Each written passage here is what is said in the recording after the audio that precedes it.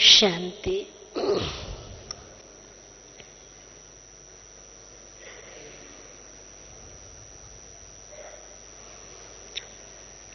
हम सभी प्यारे बाबा के घर में वरदानों से झोली भरने के लिए समय प्रति समय आते रहते हैं और प्यारे बाप दादा हम बच्चों को भिन्न भिन्न प्रकार की शिक्षाएं देकर तैयार कर रहे हैं कि अब घर चलना है। बाप की आशाओं को पूर्ण करने वाले हम ब्राह्मण बच्चे ही हैं। जब हम सब भक्ति मार्ग में थे तो भगवान को पुकारते थे, हे प्रभु आओ, आकर के हमारी आशाएं पूर्ण करो, हमें अपना बनाओ, हमारी झोली भरो। जब पुकार रहे थे तब तो हमने उसे नहीं पहचाना, लेकिन भगवान ने हमारी पुकार सुनी और हम सब की आशाएं पूर्ण करने के लिए कहां से हम सब बच्चों को ढूंढ करके अपनी छत्र छाया के अंदर ले लिया, अपनी गोद का बच्चा बना लिया। तो हम सब भाग्यशाली तो हैं ही। मुझे भी अपने वो बचपन के दिन याद आते हैं जब स्वयं शिव बाबा ने साकार माता पिता को उत्तर प्रदेश की धरनी में भेजा था और उसमें भी विशेष मुझ आत्मा को चुनने के लिए स्वयं मातेश्वरी हमारे गांव तक पहुंची थी। जब मेरी अवस्था 6 वर्ष की थी आयु, इतना अधिक ज्ञान तो कुछ भी नहीं था, लेकिन मुझे ऐसे लगता है कि शायद पिछले जन्मों का कुछ विशेष मुझ आत्मा का पार्ट रहा हुआ होगा। इस कारण से इतनी छोटी सी उम्र में स्वयं मम्मा ने मुझ आत्मा को अलौकिक जन्म देने के लिए और विशेष मेरा ही परिवार, ये भी एक भाग्य की बात है ना, कि उस परिवार को निकालने के लिए ज्ञान तो अनेक आत्माओं को सुनाया, लेकिन निकला वहां से सबसे पहले एक परिवार, और वह परिवार भी संपूर्ण रूप से बाबा में निश्चय बुद्धि और संपूर्ण बाबा की आज्ञाओं का पालन करने वाला। जब ब्रह्मा बाबा ने शुरू में पत्र लिखा था लौकिक पिताजी और पूरे परिवार के लिए, उसमें बाबा ने एक शब्द लिखा था, क्योंकि लौकिक पिताजी का नाम गुरु प्रसाद था, तो बाबा ने एक शब्द लिखा था कि गुरु प्रसाद, यदि प्रसाद मिला है तो तुम्हें कुछ मिला है। और यह शब्द उस समय हर एक को ऐसे लगे कि आखिर इन्होंने बाबा के लिए क्या किया, क्या भेजा, क्या ऐसी बात इन्होंने बाबा के लिए लिखी जो बाबा इनके लिए एक लाइन लिख रहा है। सबको तो विशेष याद प्यार ही खाली लिखा है, और इस परिवार के लिए बाबा लिख रहा है प्रसाद मिला है तो तुम्हें कुछ मिला है। बहुत से भाई बहनों ने प्रश्न पूछा था उस समय कि आखिर आपने भी बाबा के लिए क्या लिखा था, क्या भेजा था। तो एक सहज सा जवाब पिताजी का था कि भैया हमारे पास तो कुछ भी नहीं है, बाबा ने मुझ में क्या देखा है ये बाबा को पता होगा। और पहली मुलाकात में ही बाबा ने फिर वही बात दोहराई थी जब साकार में मिले थे कि बच्चे प्रसाद मिल गया। वो प्रसाद ऐसा मिला कि पूरे परिवार को ही इस ईश्वरीय सेवाओं के लिए समर्पित करने के लिए तैयार कर लिया। आज प्यारे बाबा ने हम सब बच्चों को किस प्रकार से जुट करके अपनी आशाओं का, अपने नैनों का नूर बनाया है। आप सभी ने अभी पिछली मुरली में सुना, इसी संडे की मुरली में सुना होगा कि बाबा ने 3 प्रकार के रतन बताए थे। पहला नूरे रतन, नैनों के रतन। कौन से बच्चे वो रतन बनते हैं जिनके नैनों में केवल बाबा ही बाबा समाया रहता है। बाबा के सिवाय उनको भी किसी कुछ भी नहीं दिखाई देता और वो उनके नैनों में दूसरों को बाबा दिखाई पड़ता है। वही बाबा के नैनों के नूर हैं, रतन हैं। दूसरे प्रकार के रतन बाबा ने कहा था कि जो मुख के द्वारा, गले के द्वारा सेवा करते हैं तो वो गले की माला के रतन बनते हैं। और तीसरे प्रकार के बच्चे बताए कि जो हाथों के द्वारा किसी न किसी प्रकार से इस ईश्वरीय कार्य में सहयोगी बनते हैं, मददगार बनते हैं, वो हाथों के कंगन का रतन बनते हैं। तो आप सबने, हम सबने क्या अपने ऊपर ये गौर किया कि मैं आत्मा कौन सा रतन हूं? अपने आप से हर एक ने जरूर पूछा होगा मुरली सुन करके। तो दिल में तो यही होता है कि हम बाबा के कौन से रतन हैं? नैनों के रतन हैं, नैनों के नूर, बाबा के श्रृंगार। लेकिन बाबा के श्रृंगार बच्चे क्या करते हैं? कौन से बच्चे बाबा का श्रृंगार हैं? क्या कहा बाबा ने कि जिनको सदा बाबा ही बाबा याद रहता है, बाबा के सिवाय और कुछ भी याद नहीं आता है।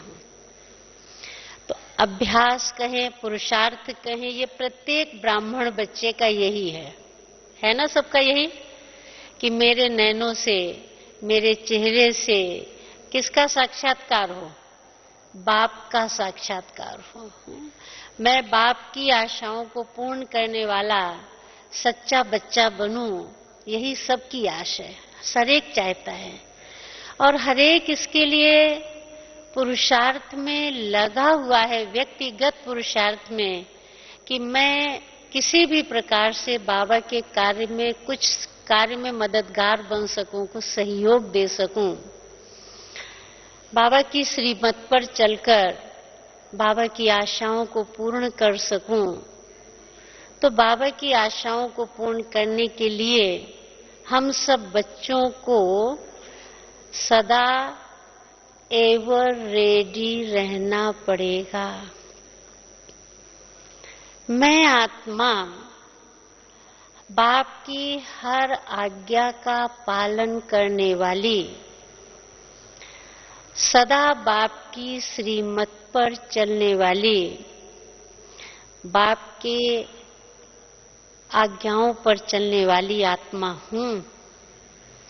किसी भी प्रकार से किसी भी आज्ञा का उल्लंघन तो नहीं करती हूं।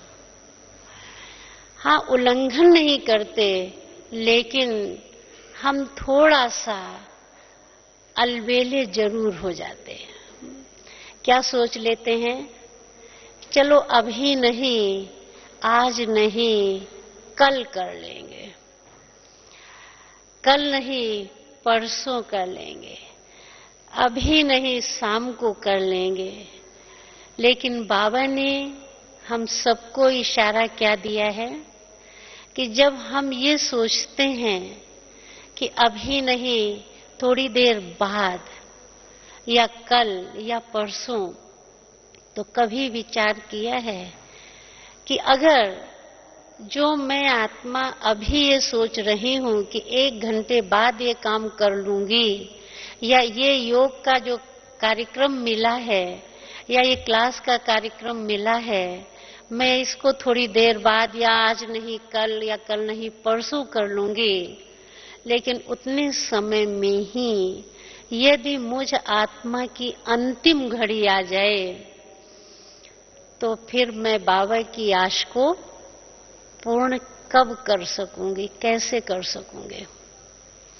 इसीलिए बाबा बार बार हम बच्चों को इशारा देता है कि बच्चे कल की बात को आज करो और आज की बात को अभी करो। तो मुझ आत्मा को अपने ऊपर इतना टेंशन है कि जो कार्य मुझे आज करना है या सारे दिन में करना है, उसके लिए मैं अभी तैयार हूं। मैं आपको एक बहुत सत्य घटना परसों की सुनाती हूं कि एक भाई जो यहाँ आने के लिए पूर्ण तैयार थे, रिजर्वेशन थी, और 3 बजे उनको घर से प्रातः 3 बजे निकलना था। 3 बजे वो तैयार हुए, चाय पी, और चाय पी करके अपनी गाड़ी से निकलकर ट्रेन पर जाने ही वाले थे कि उनके बड़े भाई ने, जो ज्ञान में नहीं चलते थे, उनके बड़े भाई उठे और उठ करके अपने परिवार वालों से कहा, मुझे पानी पिला दो, मैं जा रहा हूं। बस पानी पिया और शरीर छोड़ दिया। अब वो जो भाई आने वाले थे मधुबन, उनका प्रोग्राम, स्वाभाविक है कि एक ही परिवार में जब बड़े भाई ने शरीर छोड़ दिया तो छोटा भाई कैसे निकल सकता है, उनका प्रोग्राम कैंसिल हो गया। इतने मन से उस भाई ने अपना प्रोग्राम बनाया था और बहुत ही बहन से जिद्दोजहद करके कि नहीं मैं इसी ग्रुप में जाऊंगा, लेकिन ड्रामा की सीन ने क्या किया कि उसको ब्रेक लगा दिया। तैयार वो यहाँ के लिए थे, लेकिन वहां उनको दूसरा कार्य करना पड़ा। कहने का मतलब कि हम सोचते क्या हैं और कई बार ड्रामा हमको क्या से क्या दिखला देता है और कितना अच्छा पाठ पक्का करा देता है कि हम कोई भी बात में डिले नहीं करें। कहते ना, डिले इज डेंजर। अगर हमने कल के ऊपर छोड़ा तो कब काल आ जाएगा ये कुछ नहीं कहा जा सकता। इसलिए मुझ आत्मा को एवर रेडी रहना ही है, और एवर रेडी बनने के लिए बाबा की आज्ञाओं का पालन कदम कदम पर मुझे करना है। अब ऐसे ही प्यारे बाबा ने हम सब बच्चों को कितना सहज रीति से बाप के रूप में प्यार से कितनी शिक्षाएं देता है, कितना प्यार से हम सबको समझाता है, कितना प्यार दुलार। अव्यक्त बाप दादा से भी जिन्होंने मिला, साकार में जो मिले हैं उनकी तो बात छोड़िए, लेकिन जो अव्यक्त बाप दादा से भी हम दूर से भी मिलते हैं, क्योंकि हर एक भाई बहन नजदीक से तो नहीं आ पाता, दूर से ही बाबा की दृष्टि मिलती है। अगर हम अपनी उस अव्यक्त स्थिति में स्थित होकर और सचमुच में हम बाबा से मिलन मनाते हैं, अपने को उस अव्यक्त स्वरूप में स्थित करके, तो ऐसा एहसास होता है कि जैसे कि डायरेक्ट बाबा की दृष्टि मुझ आत्मा पर पड़ रही है और मैं आत्मा भरपूर होती जा रही हूँ, खालीपन समाप्त होता जा रहा है। लेकिन होता क्या है, यहाँ पर हम क्या करते हैं, बाबा तो हमें भरपूर कर रहा है, लेकिन हम अपनी खिड़कियों को, बुद्धि रूपी खिड़की को कभी इधर, कभी उधर, कभी ऊपर तो कभी नीचे। हम इस तरह से भटकाते रहते हैं। पता नहीं बाबा की नजर मुझ पर पड़ रही है या नहीं पड़ रही है, पता नहीं। हाँ, मैं तो इतनी दूर बैठी हुई हूँ या बैठा हूँ, कहाँ बाबा मेरे ऊपर दृष्टि डालेगा। अरे हम ये सोचें कि भगवान ने मुझ आत्मा की भक्ति की पुकार सुन करके कहाँ से परम धाम घर छोड़कर खास हम बच्चों के लिए इस कलयुगी पतित दुनिया में कहाँ कहाँ से ढूंढ ढूंढ करके छांट छांट करके हमें निकाला है। और मैं आत्मा ये सोच सोच करके अपना समय नष्ट कर रही हूँ कि पता नहीं ऐसा होगा या नहीं होगा, पता नहीं भगवान मुझ पर दृष्टि डालेगा या नहीं डालेगा। पता तो है ना, अब और क्या आगे पता करना चाहते हैं? पता पड़ गया ना अब तो सबको कि भगवान की नजर मुझ आत्मा पर पड़ गई है। अगर नजर न पड़ी होती तो मैं उसका बच्चा कैसे बनती, वो मुझे इस घर तक कैसे लेकर के आता और कैसे मुझ आत्मा को नजर से निहाल करता। नजर पड़ी तब तो उसने मुझ आत्मा को यहाँ तक पहुंचाया है। कितना बड़ा कृपालु, कितना बड़ा दयालु प्यारा बाबा है। इतनी बड़ी कृपा और दया कोई भी संसार में मनुष्य आत्मा, महान आत्मा कोई भी नहीं कर सकता, जितनी दया कृपा भगवान हम बच्चों पर करता है।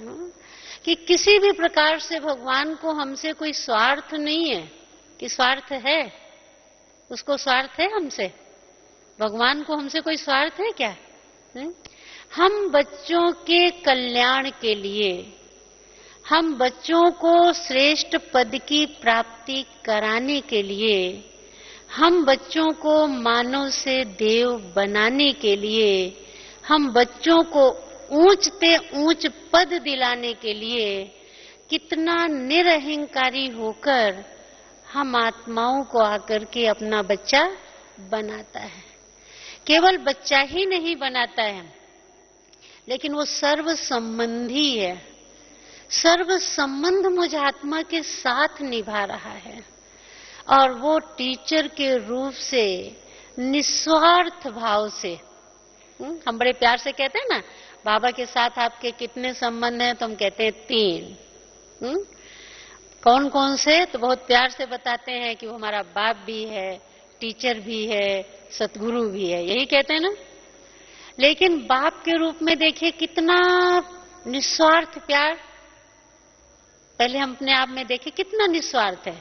लौकिक में भी माँ बाप की इच्छा होती है बच्चे में कि मेरा बच्चा बड़ा होकर के मेरी सेवा करेगा, मेरा बच्चा पढ़ लिख करके कमाएगा, मुझे खिलाएगा पिलाएगा।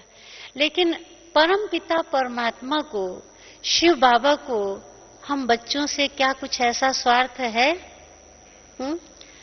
है कोई स्वार्थ? है कोई स्वार्थ नहीं। निस्वार्थ कि बस मेरा एक एक बच्चा जो राजा बच्चा है, राजा बने, ऊंच पद की प्राप्ति करे, कोई भी प्रजा में न जाए। बाबा नहीं चाहता कि मेरा कोई भी बच्चा प्रजा बने, हर बच्चा मेरा राजा बने।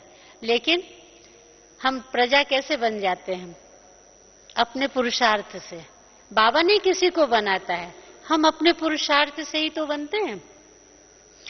तो टीचर के रूप से बाबा हम पर कितनी बड़ी कृपा कर रहा है, कितना दयालु है, कितना रहम दिल है कि रोज पढ़ाता है।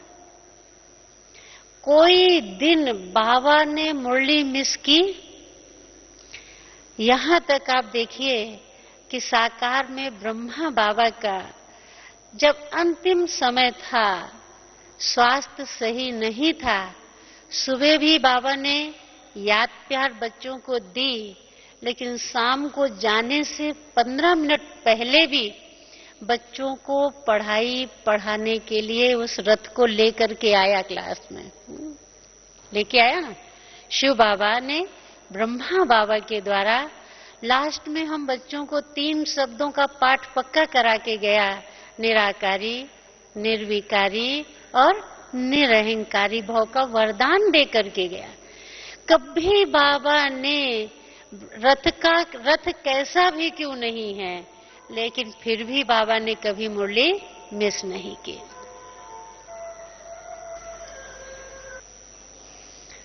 तो शिक्षक बनकर के भी प्यारे बाबा ने हम सब बच्चों को एवर रेडी रहने का पाठ पक्का कराया ना सभी को, कि ब्रह्मा बाबा को कभी भी बिना क्लास मुरली बच्चों से मिलने चैन नहीं।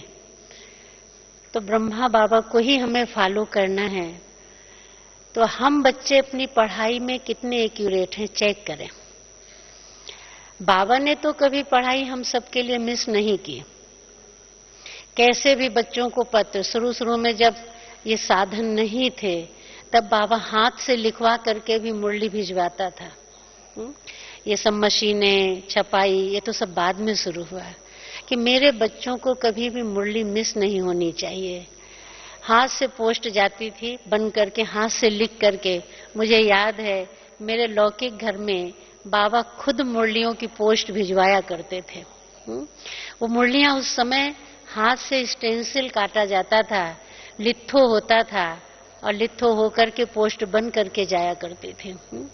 तो बाबा को हम बच्चों की पढ़ाई के लिए कितना अटेंशन है कि बच्चों की पढ़ाई कभी मिस न हो। भगवान की तरफ से कभी मिस नहीं होती, लेकिन हम ब्राह्मण बच्चे क्या करते हैं, पढ़ने में ढीले हो जाते हैं। एवर रेडी बनने में यही तो विघ्न है, और कोई विघ्न थोड़ी है। कि हमें बाबा जो कहता है कि बच्चे कैसी भी हालत है, चाहे बीमारी की हालत है, हॉस्पिटल में हो, कुछ भी है, कितनी भी परेशानी, लेकिन मुरली कभी मिस नहीं करो। नहीं पढ़ सकते हो तो किसी से सुनो भी।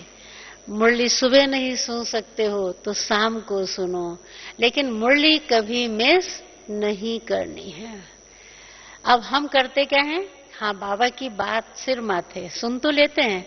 जैसे दुनिया में लोग कहते हैं ना कि पंचों की बात सिर माथे, पर नाला वहीं बहेगा।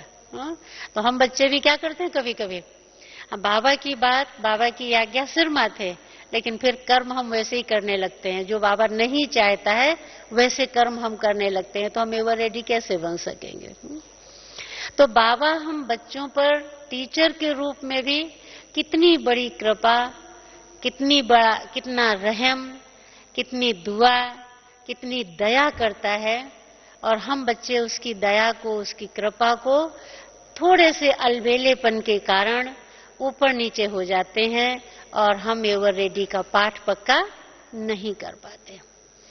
तीसरा, बाबा सतगुरु के रूप में भी कितना बड़ा कृपालु है और किस प्रकार से हम बच्चों को एवर रेडी कर रहा है, गुरु के रूप में भी कर रहा है।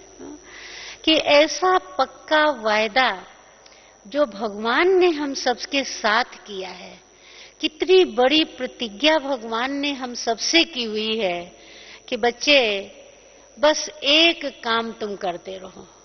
क्या? कि अपने को आत्मा समझ मुझ बाप को याद करते रहो। ये मंत्र तुम पक्का रखो, बाकी की गारंटी मेरी है कि मैं तुम्हें सर्व पापों से मुक्त कर दूंगा और मुक्ति और जीवन मुक्ति का वर्षा दे दूंगा। है ना ये गारंटी? केवल हमको क्या ड्यूटी दी कि बस इतना मंत्र पक्का करते रहो। भक्ति में तो मंत्र का जाप करते थे तो बुद्धि इधर चली जाती थी। यहाँ जाप की बात तो बाबा ने हमको नहीं बताई है, याद करने की बात बताई है, अभ्यास की बात बताई है। और हम बच्चे वहां पर भी थोड़े से अलबेले हो जाते हैं। उसमें भी हम क्या करते हैं कि हाँ बाबा को हम याद तो करते हैं, बुद्धि योग तो लगाते हैं, अमृत बेले भी उठते हैं, लेकिन जिस प्रकार से बाबा हमको चाहता है कि हम शक्तिशाली ज्वाला स्वरूप स्थिति में स्थित होकर बाबा से सर्व शक्तियों के, सर्व वरदानों को से अपनी झोली भर लें, उस प्रकार से यदि हम नहीं भरते हैं तो भी हमारे पुरुषार्थ में अथवा हमारे एवर रेडी रहने में क्या है, धीमापन आ जाएगा, कमी आ जाएगी। तो गुरु रूप में भी बाबा हम बच्चों के ऊपर दया, कृपा, रहम कर रहा है। इतना ही नहीं, और भी आप देखिए, सर्व संबंधी हमारा बाबा है। वो बाप, टीचर और गुरु के रूप से तो करता ही है, लेकिन कहता मैं तुम्हारा खुदा दोस्त हूं। आप सभी ने खुदा का खत पढ़ा होगा, पढ़ा है ना सभी ने। उस खुदा के खत में बाबा क्या कह रहा है? हाँ, मैं तुम्हारा इंतजार करता रहा है कि तुम अब मुझे याद करोगे, अब तुम मुझे पुकारोगे, अब भोजन के समय शायद मुझे याद कर लोगे, शायद सोने के समय तुम मुझे याद कर लोगे, लेकिन तुम मुझे याद नहीं करते हो। और मैं इंतजार ही करता रहता हूं कि मेरा बच्चा कब मुझे याद करेगा और कब मैं इसकी झोली में कुछ डाल दूंगा। अब मैं स्वयं सोचूं कि मैंने उसको अपना दोस्त तो बनाया, लेकिन दोस्त को मैं अपने दिल का हाल कब सुनाती हूं, मैं दोस्त को किस समय याद करती हूं। कहीं दुनियावी दोस्त की तरह मैं भी नहीं हूं कि जब मतलब पड़ता है तब तो दोस्त की याद आती है और जब मतलब पूरा हो जाता है तो दोस्त भूल जाता है। ऐसे ही मैं आत्मा भी भगवान खुदा दोस्त के साथ ऐसा तो नहीं करती हूँ, लेकिन देखने में ऐसे आता है कि जब कोई परिस्थिति आती है, जब कोई समस्या सामने आती है, मुसीबत में कहीं उलझ जाते हैं, तो बस बाबा, बस अब तू ही मेरा है, अब तेरे सिवाय मेरा कोई नहीं है। बस बाबा अब से कुछ भी हो जाए, अब मैं तुझे नहीं छोड़ूंगी, अब मैं तेरा साथ नहीं भूलूंगी, अब मैं तुझे जरूर याद करूंगी। बड़ी सारी प्रतिज्ञा उस समय जब हम समस्या में उलझे हुए होते हैं ना, तो बस बाबा बाबा बाबा बाबा बाबा ही याद आता है। और जब समस्या समाप्त हो जाती है, थोड़े हल्के हो जाते हैं। ये हर एक का अपना अपना अनुभव होगा कि जब समस्या हल्की हो जाती तो हम भी हल्के हो जाते हैं कि बस थैंक्स बाबा को दे लेते हैं, और थैंक्स देने के बाद हम समझते हैं कि बस हमारा काम यहीं पर पूरा हो गया। लेकिन क्या पूरा हो जाता है? नहीं।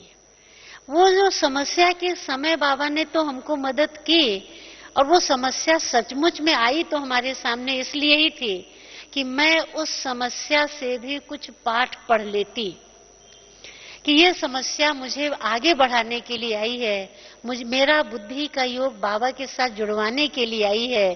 तो अगर ये ध्यान में रहता तो वो स्थायी रूप रहता। लेकिन मैं स्वार्थवश थोड़े समय के लिए याद करती हूँ, और उस समस्या से जब मैं मुक्त हो जाती हूँ तो मैं भूल जाती हूँ, तो फिर भला एवर रेडी कैसे बन सकूंगी। साजन के रूप में ले लो तो सजनी साजन को हर वक्त याद करती है। मैं हम सब आत्मा रूपी सजनियां उस राम को कितना समय याद करती हैं। सीता रावण की जेल में होते हुए भी राम को भुला नहीं पाई थी ना। जो कहानी या जो हम रामायण का ग्रंथ पढ़ते हैं, रामायण पढ़ते हैं, तो उसमें हम सब ने क्या पढ़ा है? यही पढ़ते हैं ना कि सीता राम को किसी भी परिस्थिति में भुला नहीं पाई। रावण ने चाहे कितने ही प्रलोभन दिए, तो हम सब वही सच्ची सीताएं तो हैं। वो एक सीता की कहानी हम पढ़ते हैं, लेकिन हम अपने ऊपर थोड़ा सा गौर करें कि क्या हम वही सच्ची सीता राम की नहीं है? वही राम की सीता हैं, वो निराकार निराला राम, जिस राम ने हम आत्माओं को रावण की जंजीरों से छुड़ाने के लिए, हम आत्माओं को इस रावण की कैद से बचाने के लिए कितना सुबह से लेकर शाम तक हम आत्माओं के ऊपर कितनी मेहनत कर रहा है।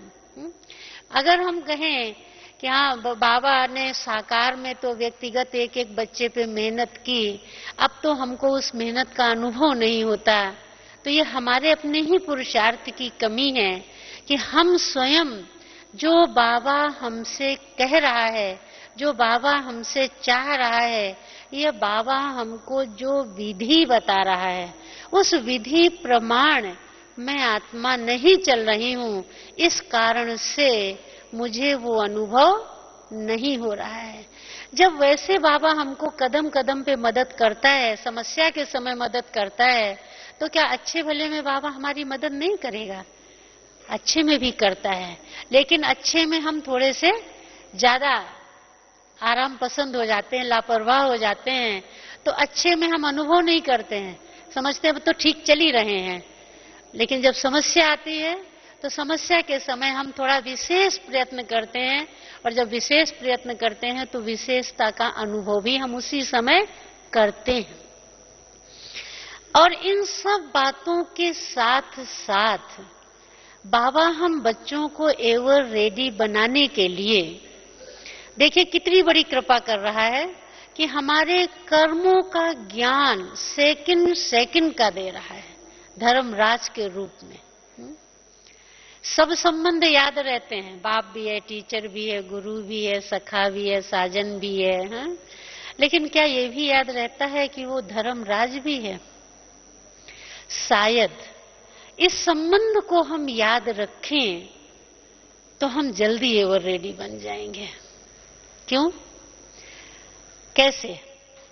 जैसे देखिए, किसी का दोस्त या किसी का पिता या किसी का कोई भी मिलने वाला बड़ी पोस्ट पर जब होता है तो उसको बड़ा नाज रहता है।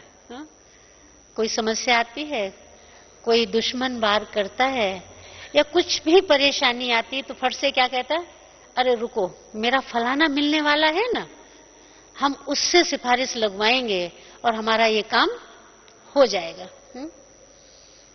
कितना नाज रहता है साकार में। कभी विचार किया कि हमारे साथ कौन है?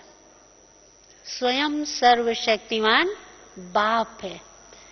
हम कभी ये सोचते हैं कि वो हमारा सिफारिश, सबसे बड़ी सिफारिश तो उसकी है, अगर उसकी सिफारिश न हुई तो कोई संसार में किसी की सिफारिश काम नहीं करेगी।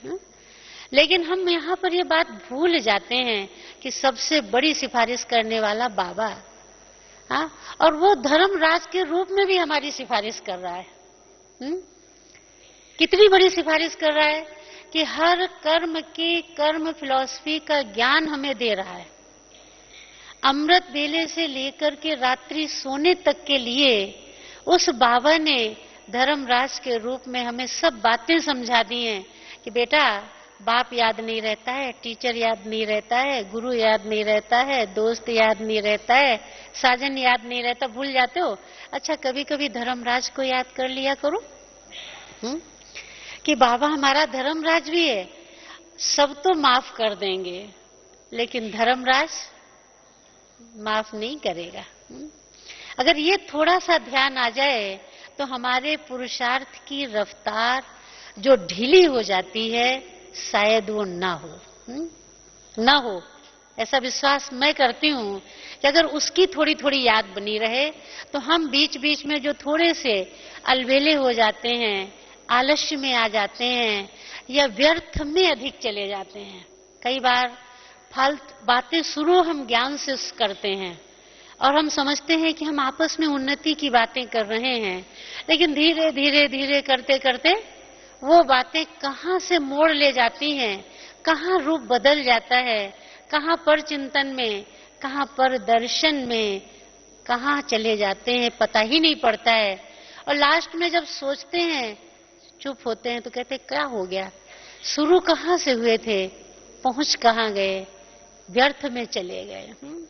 और जब वो व्यर्थ बहुत हो जाता है तो हमारा मन अंदर ही अंदर स्वयं भी कचोटता है, ये क्या हुआ, ऐसा नहीं होना चाहिए। हर एक अनुभव ही होगा, हर पुरुषार्थी बाबा का बच्चा अपने ऊपर इतनी अटेंशन तो रखता ही होगा कि दिल कचोटता है अंदर से कि हमको ये करना नहीं चाहिए था लेकिन ये हो गया। लेकिन कई बार हम अलबेले होकर कहते अरे ऐसे तो चलता है, अभी कौन संपूर्ण बन गया है, अभी कहाँ, ऐसे तो होता है, ऐसे तो चलता रहेगा, अभी तो सब में कमियां हैं। हम दूसरों को देखने में जब लग जाते हैं तो भी हमारे पुरुषार्थ की रफ्तार धीमी हो जाती है। जब कभी भी आपने देखा होगा, जब कभी भी हम अपनी दादियों को देखते हैं, ब्रह्मा बाबा को नहीं देखा लेकिन बाबा ने कहा था ना एक मुरली में कि दादियों को तो देखा है, दादियों को फॉलो करना तो सहज है।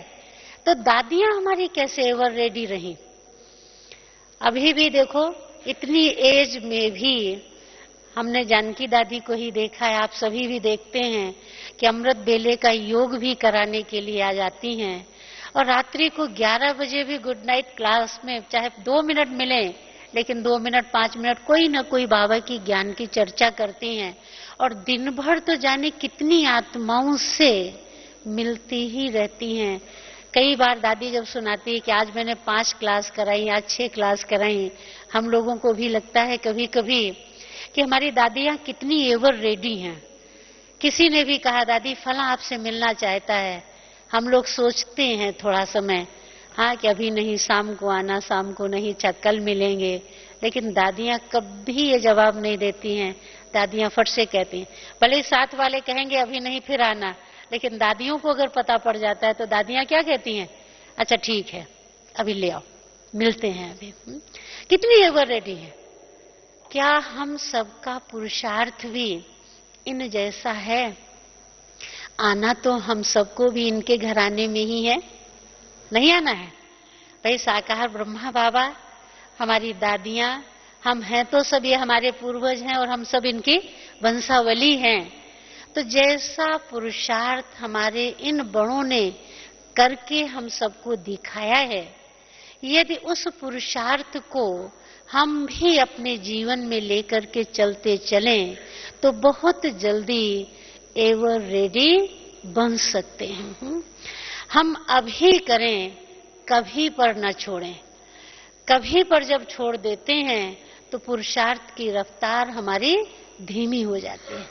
जब हम दादियों के क्लासेस सुनते हैं, जब हम प्यारे बाबा की मुरली सुनते हैं, तो सुनते समय ऐसा लगता है कि बस सचमुच में जो ये कह रहे हैं, बस अब इसको प्रैक्टिकल में हम कर ही लेंगे। हाँ, लेकिन यहां से बाहर निकलते हैं, बाहर की थोड़ी सी हवा लगती है और स्थिति क्या हो जाती है, फिर वैसे की वैसी हो जाती है। मुझे एक छोटी सी कहानी इस पर याद आ रही है कि एक चोर एक राजा के दरबार में चोरी करने के लिए गया। चोरी करके कुछ सामान लेकर के जा रहा था तो मंत्रियों ने देख लिया। मंत्रियों ने उसको रोका, पकड़ लिया और कहा भाई, राजा को खबर दी कि आज तो राजा इसको सजाए मौत देगा ही देगा, क्योंकि चोरी करके राजा के दरबार में लेके जा रहा है तो जरूर है राजा सजा देगा, इसको सजाए मौत ही मिलनी है इसको। जा करके राजा को जब बात सुनाई तो राजा ने बड़े प्यार से कहा कि अच्छा उसको यहां ले आओ। उस चोर को राजा के सामने जब लाया गया तो राजा ने कहा कि इसको जरूरत होगी इसलिए लिए जा रहा होगा, ऐसा करो कि इसको राजमहल का जो खजाना है उसमें ले जाओ। इसको जिस चीज की जितनी आवश्यकता हो उस खजाने से ये ले ले, जिससे कि आज के बाद दोबारा ये चोरी न करे। अब सभी को, राज दरबारियों को, मंत्रियों को, सबको बड़ा आश्चर्य हुआ। इसको सजाए मौत देने की बजाय राजा ये क्या कर रहा है कि खजाने में ही भेजे दे रहा है।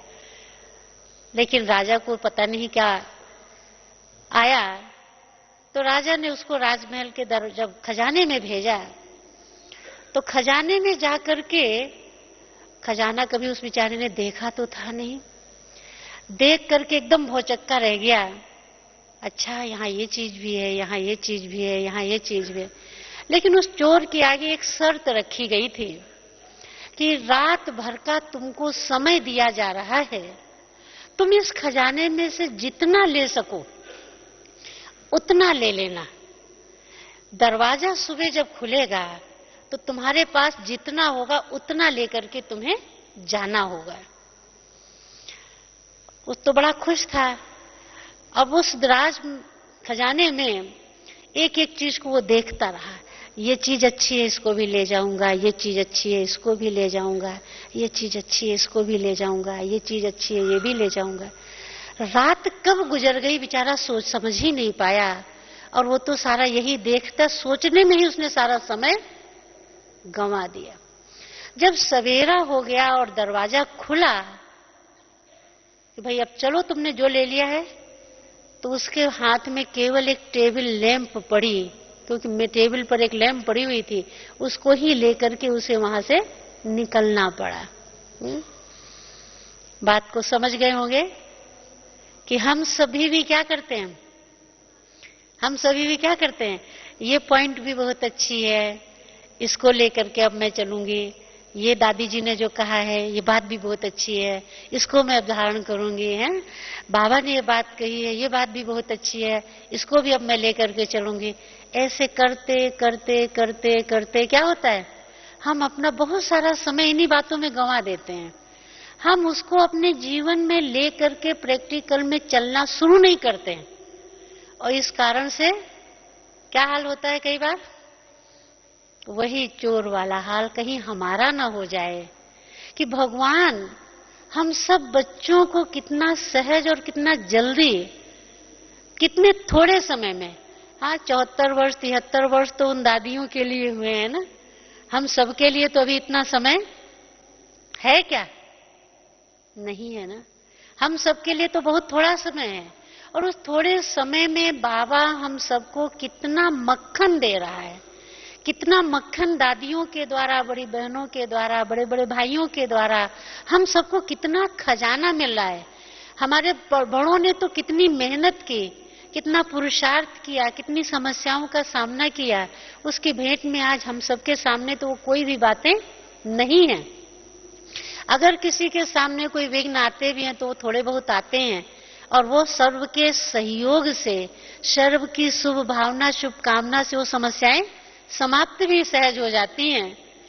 लेकिन जब हमें सब इतना बना बनाया खजाना प्यारा बाबा दे रहा है, उसको लेने में हम सब सोचने में अपना समय नहीं गंवाएं, बल्कि जो कुछ करना है अभी करना है, आज से करना है, कल पर नहीं छोड़ना है।